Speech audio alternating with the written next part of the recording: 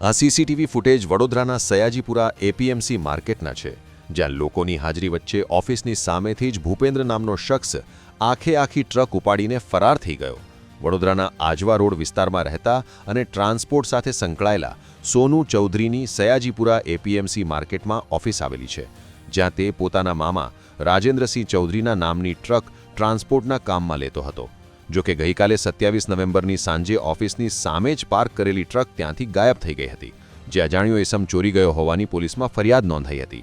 આ અંગે કપુરાઈ પોલીસને ટ્રક અમદાવાદ પ્રાંતિજ હિંમતનગરના રસ્તે રાજસ્થાન તરફ લઈ જવામાં આવી રહી હોવાની માહિતી મળતા જ પોલીસે તરત જ અરવલ્લીના ડાવલી નજીક નાકાબંધી કરી ટ્રક સાથે આરોપી ભૂપેન્દ્રસિંહ શેકાવતને ઝડપી પાડ્યો હતો. સીસીટીવીમાં તમે જોઈ શકો છો કે આરોપી લોકોની હાજરીમાં બિંદાસ્ત ટ્રક ચોરીને ફરાર થઈ રહ્યો છે, જેના સીસીટીવી હાલ વાયરલ થઈ રહ્યા છે.